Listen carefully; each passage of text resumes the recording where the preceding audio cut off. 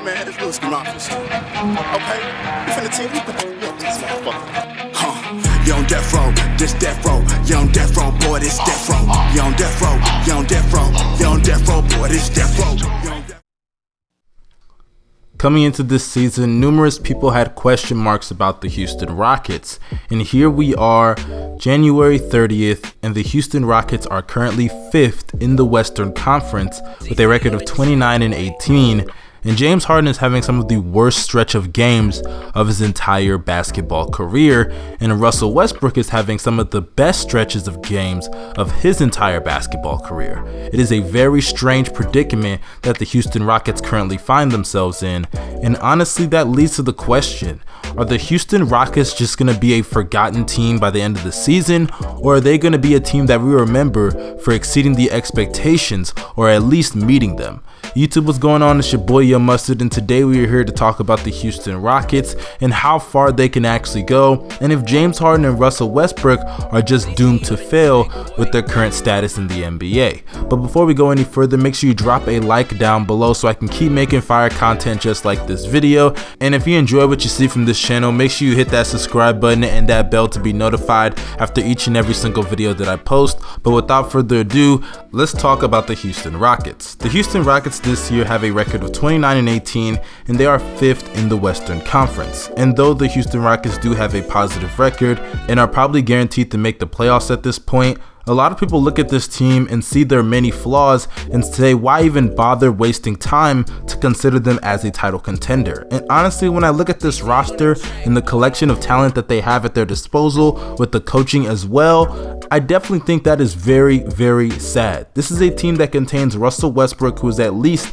a top 15 to 20 player in the NBA, and James Harden, who in my opinion is a consensus top 5 player in the league. And when you have that, considering the amount of weapons that both players have at their disposal, I definitely think people are selling the potential of this team a little bit too short. I think considering the supporting cast that both James Harden and Russell Westbrook have, I definitely think that they should be in consideration for being contenders in the Western Conference. When you look at the drop-off of the Houston Rockets in comparison of last year to this year, I think one of the biggest drop-offs is their defense. Last year, they were one of the better teams defensively in the NBA. They only gave up 109 points per game, which finished 10th in the league. Meanwhile, this year, they are giving up nearly 115 points per game, which is 24th in the NBA. And also, when it comes to their defense, in the fourth quarter, it is awful. They are giving up nearly 30 points a game in the fourth quarter alone.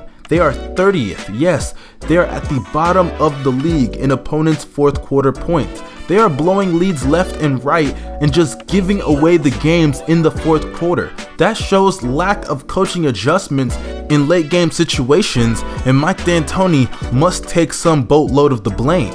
But aside from just coaching, I think the star players in Russell Westbrook and James Harden definitely deserve certain types of criticism and certain types of praise. Now first, let's talk about Russell Westbrook. Russell Westbrook this season has definitely had a little bit of an up and down year, but I think has had a relatively decent year so far this season. He's averaging 26 points, 7 assists, and also 8 rebounds, as well as shooting around 45 to 46% from 3. Not that great from 3 at around 23 to 24%. But also is shooting 79% from the free throw line. But the main thing that I want to harp on about Russell Westbrook's season so far has been his play primarily over the past month, in the month of January, in the last 10 games. He has been sensational and has been on a tear. I don't know if it's because of that interview, if he's actually following what he said by cutting back some of the threes and attacking the paint a bit more, but if that's what he's been doing, he needs to continue to do that, because over the past month he's averaged nearly 33 points a game, 8 assists, and nearly 9 rebounds, as well as 2 steals, while shooting, get this, 53% from the field, as well as shooting 76% from the free throw line. This guy has been amazing and has gone on a monstrous run over the past month. And even from 3, I understand a lot of people are going to be saying, oh, he's still shooting bad from 3. But guess what? Over the past 5 to 6 games, he's rarely even attempted threes. The most amount of threes that he's attempted has been the Portland game where they lost to the Trailblazers, and he attempted 3 threes and still shot 33% from the 3-point line. So I definitely think think that Russell Westbrook, he has figured it out, or at least has figured it out so far during the month of January, that he needs to attack the basket and kick it out to those shooters. And I think if that mentality carries over come postseason time, the Rockets will be very dangerous with Russell Westbrook. But the problem with Russell Westbrook's play has not been his actual play, but it's been the results, because the majority of them have been L's. During the time span of January, the Rockets are 6-7. And James Harden has been straight up pathetic during that time span. During the month of January, James Harden, yes, he is averaging 28 points, 6 assists, and 7 rebounds, but he is doing it on some of the worst shooting splits of his entire career. 35% from the field, 25% from 3, and 87% from the free throw line.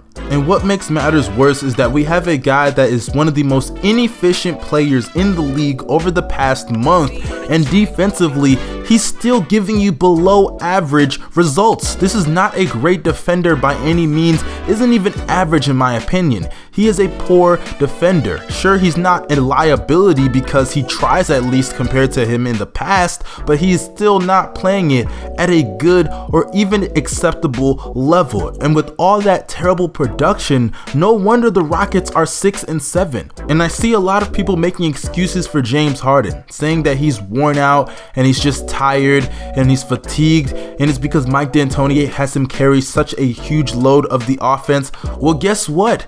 If that's the case, change up the offense. That's on Mike D'Antoni, and I'll get it to him in a minute. But all those people that praise James Harden for averaging so many points every single year, like averaging 36 last season, or averaging 30 in 2018, or this year where he's leading the league in scoring, averaging nearly 36 points per game, all y'all people that praise him for doing shit like that, y'all need to understand there's a certain play style that James Harden has to get to how many points per game that he averages.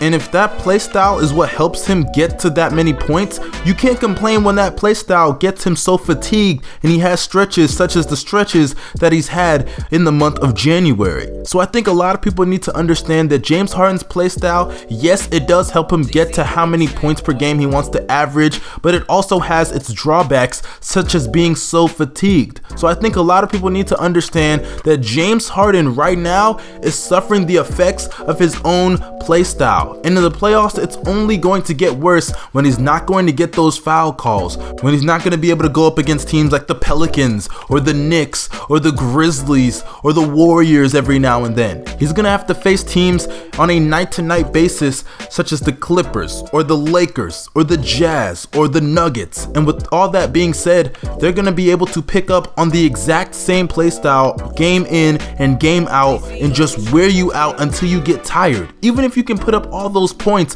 where is it gonna lead you? James Harden has been doing the exact same thing for years in Houston, and literally nobody wonders why he can't win a championship. It's because this kind of play style doesn't win championships, and Mike D'Antoni needs to understand that now, because Russell Westbrook is playing some of the best basketball of his career, and if it's finally clicked that he can just attack the paint and kick out to shooters, then I definitely think James Harden needs to buy into that philosophy a little bit more, play off ball, because he does have the ability to do so. He showed it in OKC when he ironically was playing with Russell Westbrook, and maybe that'll lead to some W's. Don't be so ball dominant and don't have the offense rely so heavily on your play, and maybe you'll see some more postseason success. I mean, hey, you've never tried it, but so far what you've tried every single year has failed. So come up with a different approach. Players that approach the game the exact same way are just doomed for failure,